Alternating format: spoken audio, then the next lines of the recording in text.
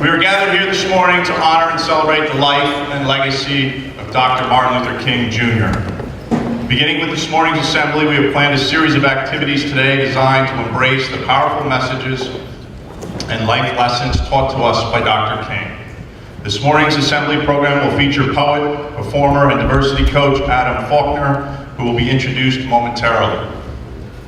Following this morning's assembly, student leaders from the Diversity Council, GSA, Women's Empowerment, Student Council, PGC, and the Coaches Council will participate in a series of 3 breakout sessions to explore further the teachings of Dr. King. These breakout sessions will be led by Mr. Falkner, Civil Rights Movement veterans from the 1961 Freedom Rides, and students from the Drew University Center on Religion, Culture, and Conflict, led by Professor Jonathan Golden. It is our hope that student leaders will take what they have learned today back to their respective organizations and discuss ways they can work with the entire student body to ensure that MHS provides a welcoming and inclusive culture for all. The remainder of our student body will be exploring the life and legacy of Dr. King through specifically crafted lessons through their social studies classes. This afternoon's celebration of Dr. King will continue with the faculty participating in a professional development program led by Mr. Falkner and the Dialogue Arts Project. It is my sincere hope that everyone in this gymnasium walks away today inspired to carry on the important lessons taught to us by Dr. King, and that we stand committed to ensuring Madison High School is free of prejudices and welcoming to each and every student who walks our halls. I would like to take this opportunity to recognize and thank the Madison Education Foundation for all their support in helping provide today's MLK programming. It is now my pleasure to introduce Senior and Diversity Council member Mitra Sharif, who will introduce our presenters for this morning. Thank you.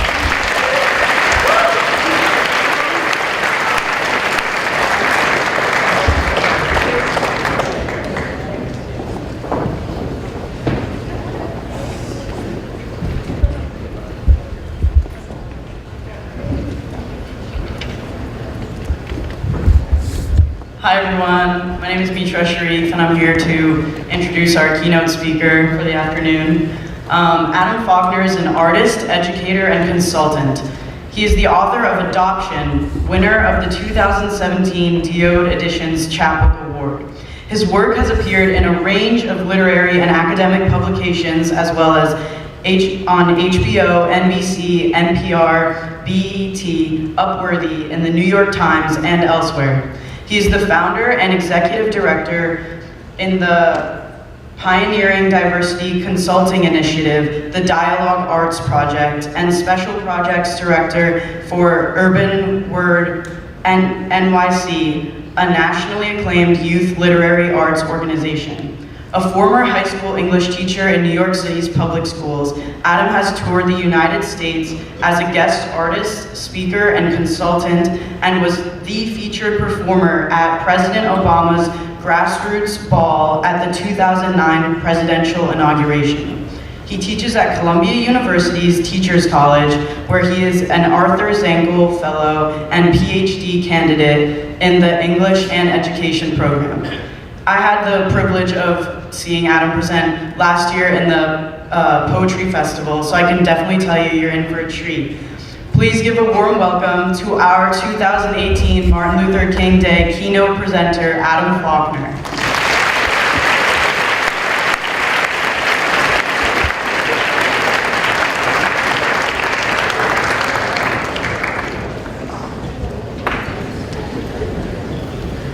How's everyone doing? If you're grateful to be alive, make some noise.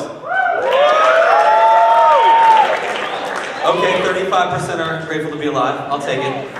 65%, it's Monday. I got you.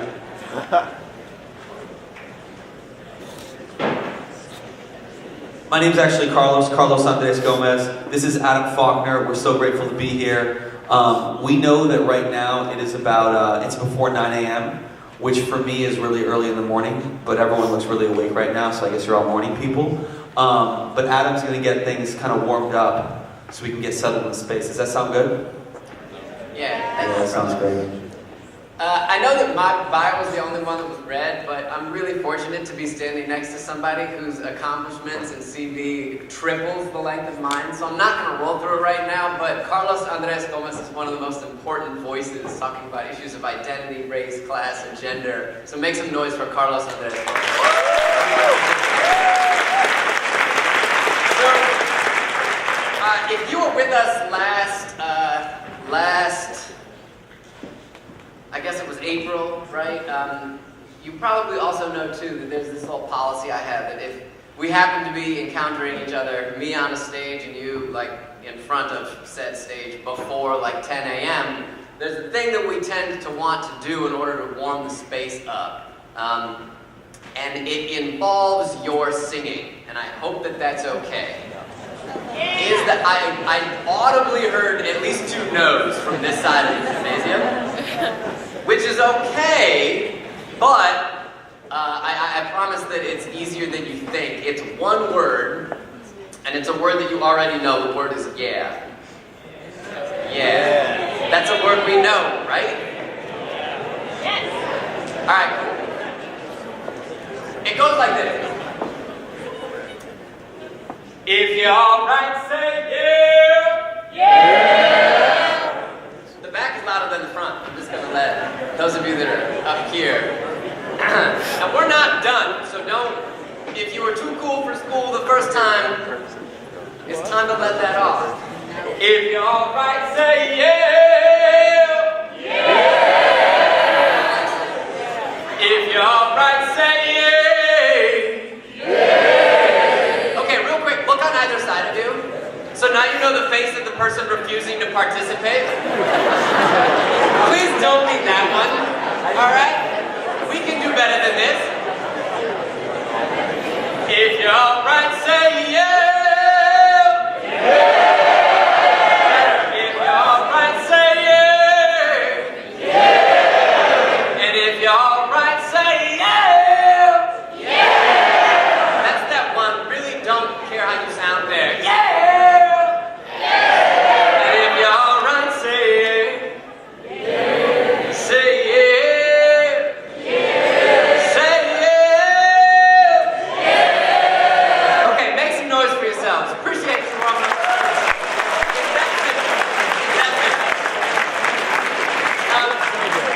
So with the wonderful introductions that were provided, thank you, Principal Robinson, and for everybody who's here this morning. There's lots of places you could be. I think that there, oftentimes we take the day off on King Day, which in some ways is the opposite of doing what we ought to be doing, right?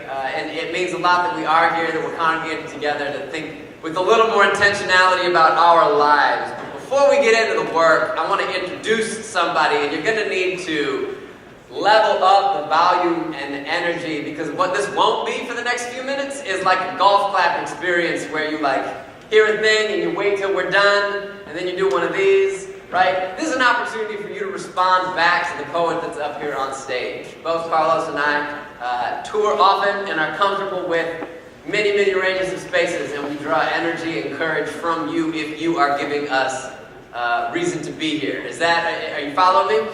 Yeah! Cool. So if you like something you hear, you can say yeah. Yeah. You can say what?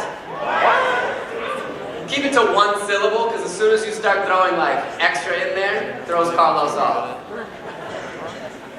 Please make a really, really warm round of applause and round of noise for one of the most incredible voices that I've had the pleasure of working with. He's the author of Man Up. He just finished his MFA from the Low Residential Program at Warren Wilson's Creative Writing Program, and he is the proud father of one of the most incredible young people I've ever met. Please, make some noise for Carlos Andres Gomez.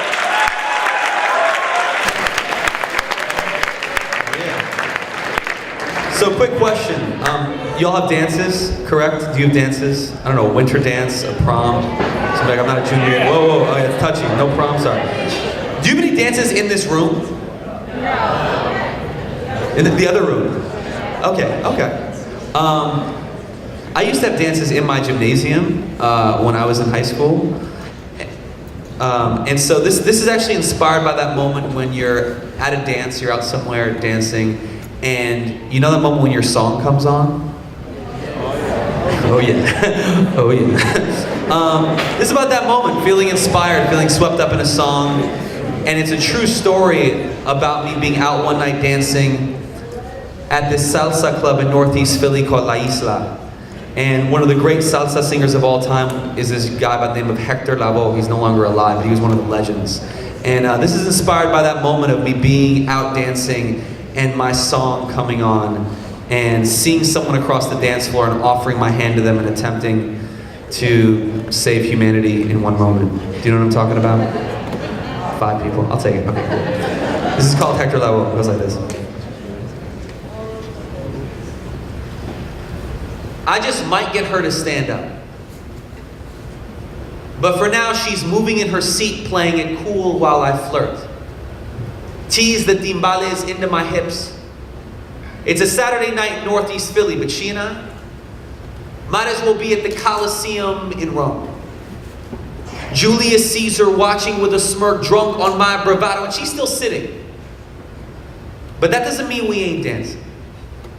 Doesn't mean we ain't pulsing at the center of this dance floor like a swollen heart about to flood itself inside out, my eyes closed, sweat soaked, the bass guitar in clave as she spins me in an awkward turn around her. Awkward. Like Mona Lisa's famed smile. Or Da Vinci's backward scrawl you need a mirror to read. Awkward.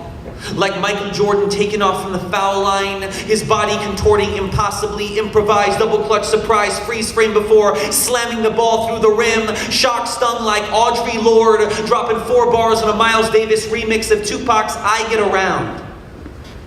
The way she spins me is awkward.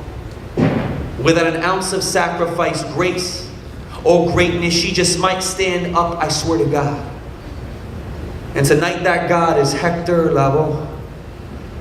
But right now she's still in her wheelchair.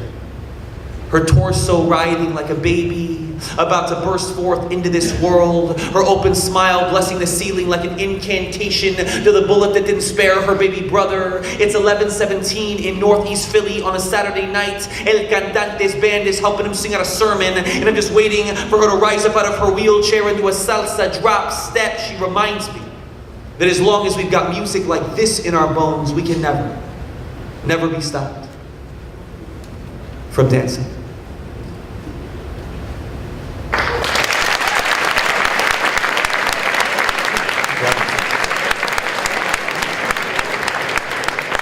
Y'all are so attentive, I love it. Give it up one more time for Adam Falkner. Give it up one more time for Adam Falkner.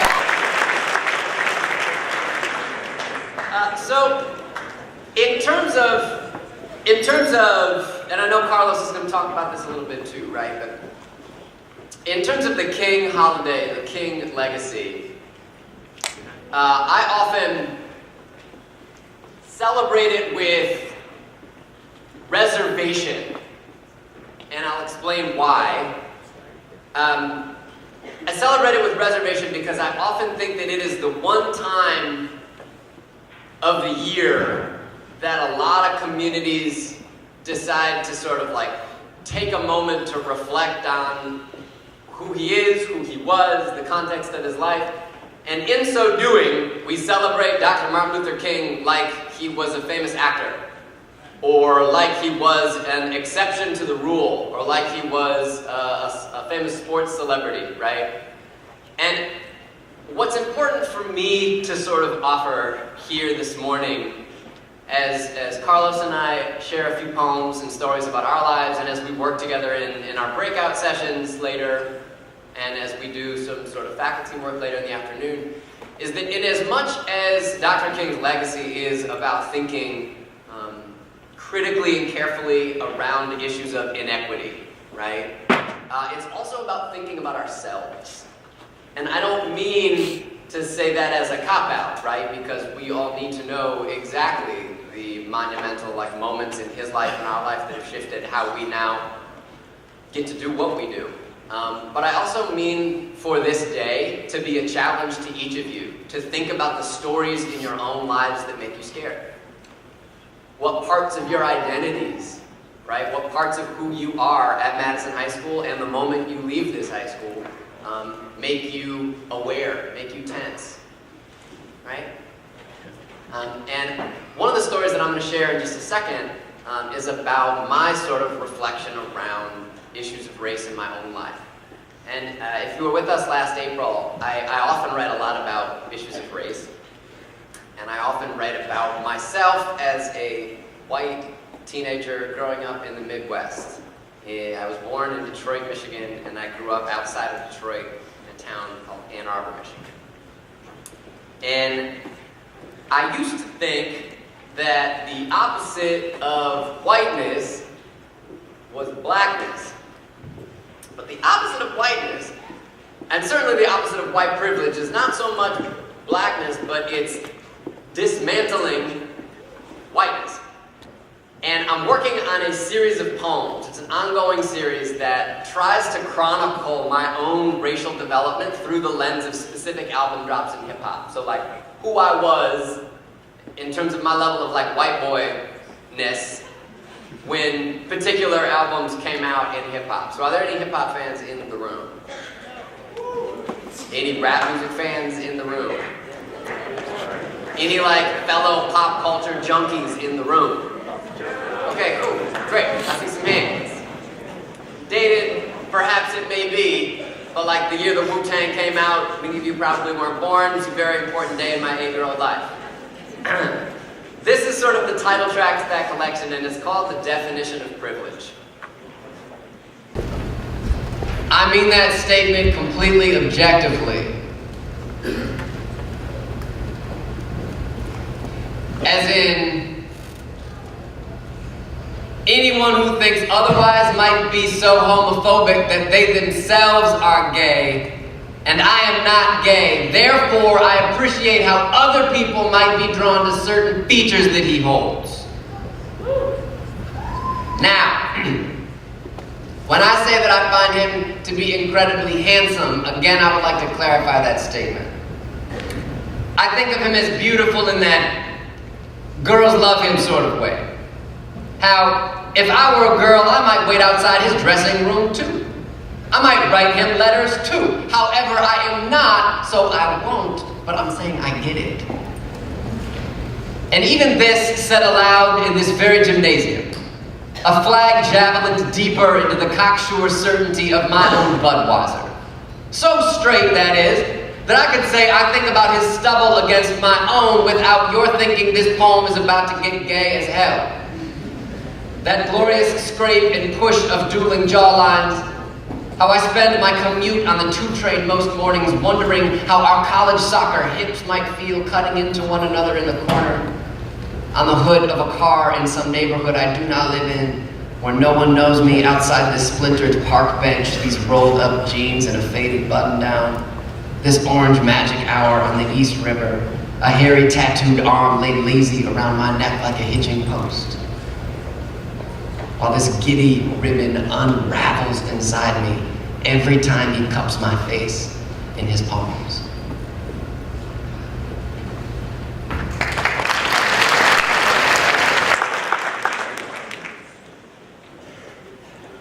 When I think about the significance of this day and King's legacy and the work that I think so many of us are very serious about our intentions to work on today, and often is not as present in other days because they don't feel as called to task. I think about the ways that language and Adam's talking about a little bit there in that piece, the ways language can be something that both names things and also buries them. A thing that calls things to the surface and a thing that hides things. And being someone who studied history, I think a lot about that with King's legacy. He's somebody who's celebrated now. Anybody know what percentage of Americans had a favorable view of Dr. King in the mid-60s? Anybody have a guess? History teachers don't answer. Anybody? Where? Where's the hands? Yeah, right here. That's correct. Wow. It it was like maybe like 31%, but you're so close, we're gonna round up and count it. What is that parallel to right now? A movement in the last few years that's parallel, has almost the exact same favorability rating. There's a lot of like mirroring with this in terms of demographic stuff in the United States. Anybody know it? Yeah, right here. Black Lives Matter, almost identical. And that was also parallel with favorability about the civil rights movement throughout the 60s. Adam and I want to read a poem right now together, and we're going to be reading it off this book. We haven't done it in a while, but we feel like it's relevant. And something I want to challenge everyone to think about too is, when people think about Dr. King's legacy, people often think about race. Was race the only thing that Dr. King grappled with, talked about, advocated? What else? What else did he? What do a lot of people think was the catalyst for him being assassinated? Where Lyndon Baines Johnson called him the N-word on record in a meeting and said he was done with Dr. King when Dr. King started talking about him. Now the history teachers can jump in. Oh, they're like, okay. Anybody? What was he talking about? He went to Memphis for this. What's that? That's right, the garbage workers right in Memphis, right? Sanitation workers. So he started talking about socioeconomic class, he started talking about other identities. I'm like, whoa, hold on a second.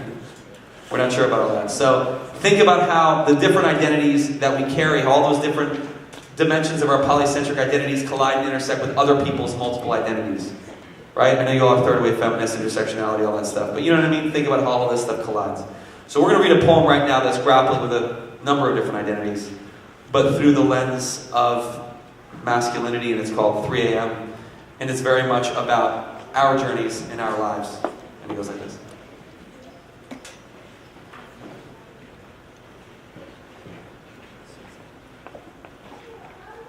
Oh, that first line is mine, right? My mother always says, nothing good ever happens after 3 o'clock in the morning. So when I refer to a man on TV as beautiful, shirtless and glistening beneath a thick row of white stadium lights, I am not surprised. When the friend I am meeting for the first time since his deployment darts his eyes towards a sticky neon corner of the bar, I watch as the panic in his chest becomes its own person. Leaps from his mouth like a bed spring. What are you now, Kay? The bar is a fever pitch. A mob of testosterone. Bones writhing in our moat-flanked bodies, the paradox of trying to stay a safe distance from each other while craving to be touched. My shoulder brushes the chest of another man. What are you, crazy? I will mess you up. Stepping forward, his fist is a cocked revolver brandished with the safety off. My eyes swell up like overused sponges. The bruise in my chest spreading across my body. 4 tears fall in one gasp down my face. I'm about to fight 8 men in a dark New York City nightclub, and I'm crying. I remember wrestling with a friend in the leaves behind my parents' house.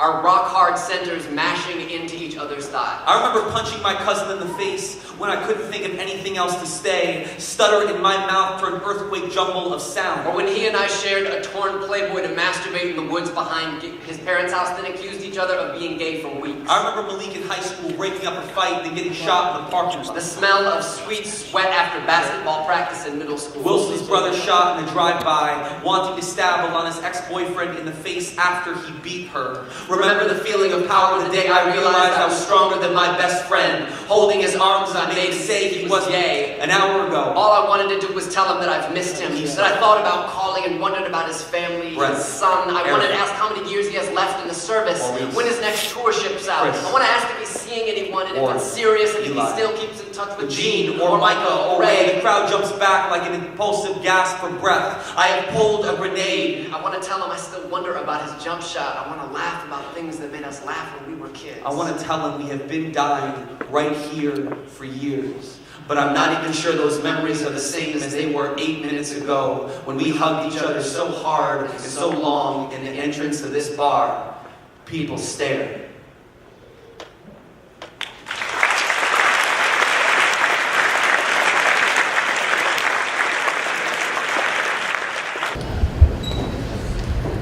Any proud Latinos, Latinas, Latinxes? This is called Afro Latinx. And goes like this.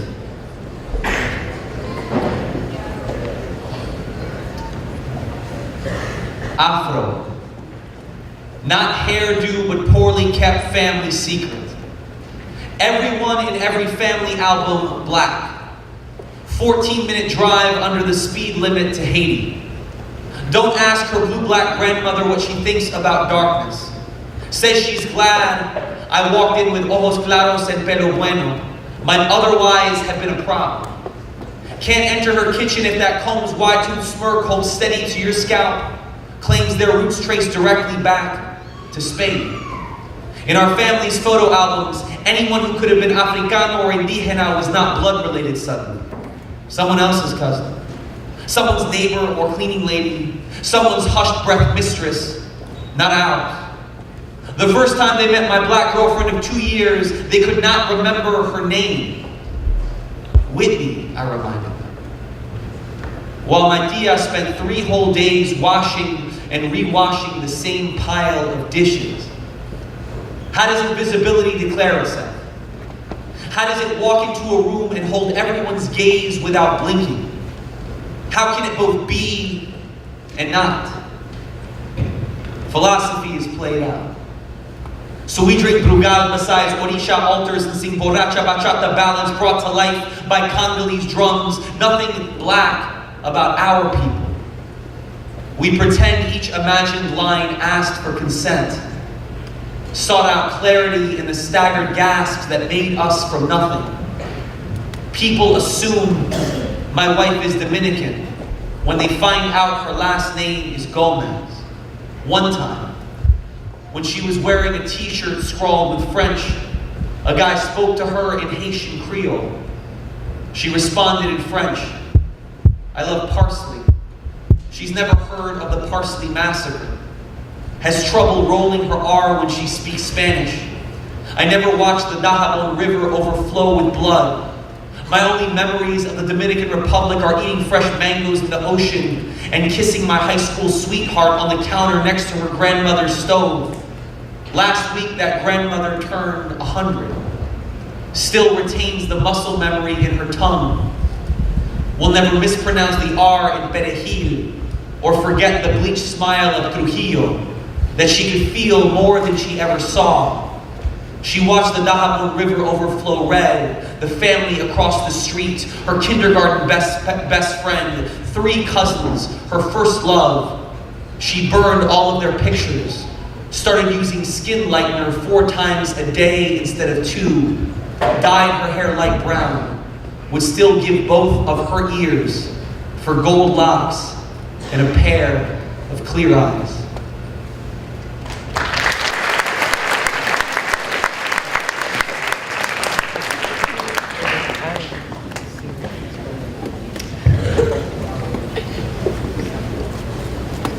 You probably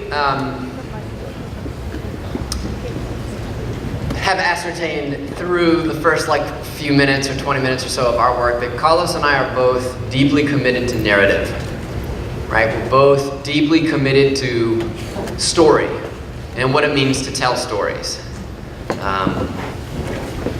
And partly that is because I think that stories are ultimately the things that allow us to see ourselves in relationship and in connection to other people.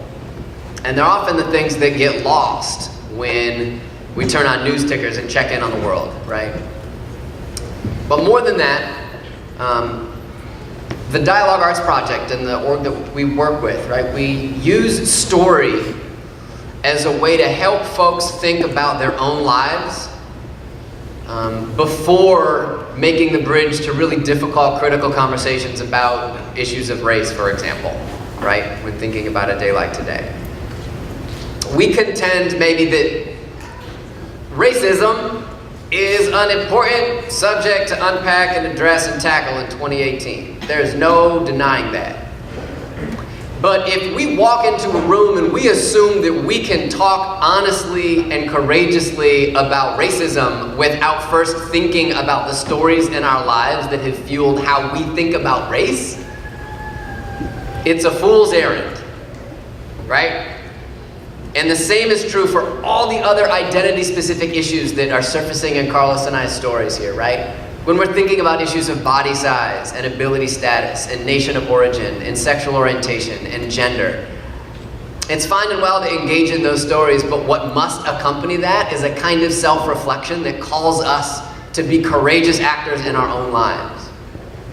And at best, the stories that we're telling are efforts where we struggle to do that, right? I write a lot about my relationship with my father. And his family is from the American South, and they moved up from Arkansas to Detroit when I was a little kid. And on and off over the course of my 30 years on this planet, he's a wonderful man, absolutely incredible man. My forthcoming book is dedicated to him, but I write a lot about him. And partly, I think it's important to note that I write about him because speaking to him is hard. And as a challenge to each of us in this room, as we think about hard stories or hard conversations, to think about what it might mean for us to process that, whether it's in the workshop later today or whether it's in conversation with someone that you leave here with today, right? If there is a story from your own life that has come to mind for you in the last 30 minutes, don't ignore that, right? Don't ignore that. Stories are present for us for a reason. When we're asked to think about who we are and the stories that have guided us to this spot, that matters. So I'm going to share a poem that I really rarely read out loud, but it feels appropriate. It feels appropriate on a day of all days when we're calling on ourselves and each other to be more courageous actors in our own lives. This poem is called Get Well Soon from Riverside Church.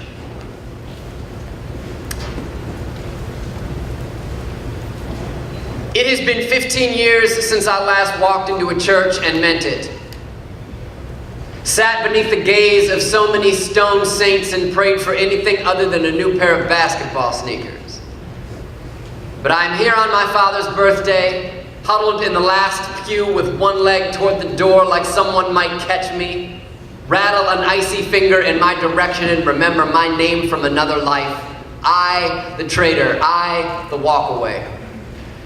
But where else to take all of these questions about fathers and sons and ghosts that have haunted the holy out of both of you? He, some 9 states away, speeding to and from his own trial with a wine glass nuzzled in his lap and a family shrinking in the rear view. And I, here on a cold day in January, driftwood in this sacred stale cave, wishing I were still in the bed of the boy I woke with and courageous enough to tell my father his name. And this is the great American dad story. This everyone aches to be their father until we grow up and become them story. Until it is we who are hunched over toilet seats, vomit draped from the mouth like a silk scarf, or we who keep silent about the stories we know will save our ticking lives, who bury secrets like animal bones until they gulp us whole. We who build and set ablaze our own homes, string together lies like bed sheets from which to repel.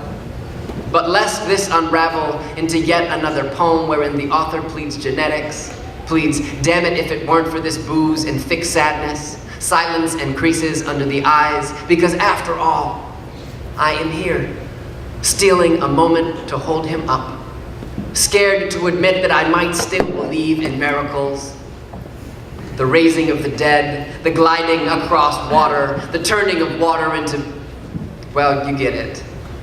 And that I need to believe in his ability to jump back in the saddle, stay in his rehab program. So happy birthday, Dad. Please get well, Dad. Please keep moving, Dad. His name is Sean. He'd love to meet you. I talk about you all the time.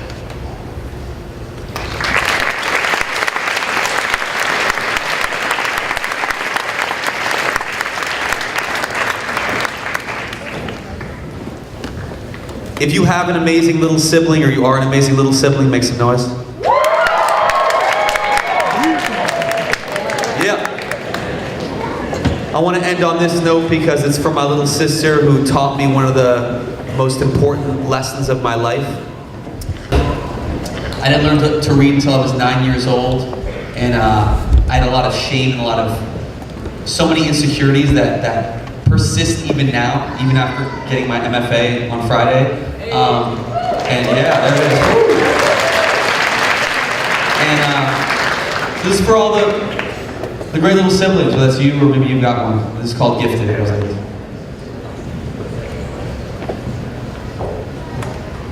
My little sister likes to read Harry Potter books. We'll spend an entire afternoon doing nothing but something she's not supposed to be able to do. Don't be fooled. By the fluttering pages in her palms, she's channeling Da Vinci, inverting words like a fresh bruise. Turn tangerine orange, she picks the right part from a swaying branch in a chapter. And we both hear Albert Einstein's words echo up from the floor: if you want your children to be intelligent, read them fairy tales.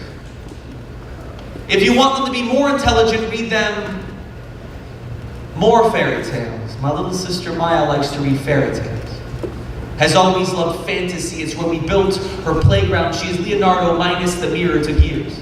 For people to read what everyone thought was Da Vinci's own invented language, when all he did was just write backwards. And just like Einstein and Leonardo, Maya has a gift. Some don't think so and call her dyslexic. She is a genius too. Coded like the paragraphs her potent mind distills, but while kids repeat monotone words from a teacher who might as well be a cartoon parrot, or a doll's audio recorded voice, or a hooked on phonics tape acting as a babysitter while kids stuff their mouths with dull letters and muted sounds. Maya is in a daydream. They try to beat her down with a 4-letter acronym baton, but she's too busy directing the orchestra with her magic wand, a symphony of mixed chlorophyll-tinged pastels. Chlorophyll-tinged pastels patched together like a constellation of etc., etc. I don't know what the rest of this poem is. Do I? Make some noise. Clap for a second. Clap for a second. There is nothing wrong with you, Maya. There is nothing wrong with you, Maya. I wish I had a mind like you. Every sentence pieced together by the constellations above you, unzipped with every whisper from the back of that genius that you hold on to, thinking that the way things map out on that page is something that was not meant to be in fragmented pieces and shards. There is something on that page that is teaching you, is teaching me, teaching all of us what it truly means to be brilliant. And there is a genius that we have seen passed down through a lineage from the moment you were born and 1,000 years before that. Thank you, Mayita, for teaching me what it is to breathe, to read, to live, and what it really is to know. Thank y'all so much. Thank you so much.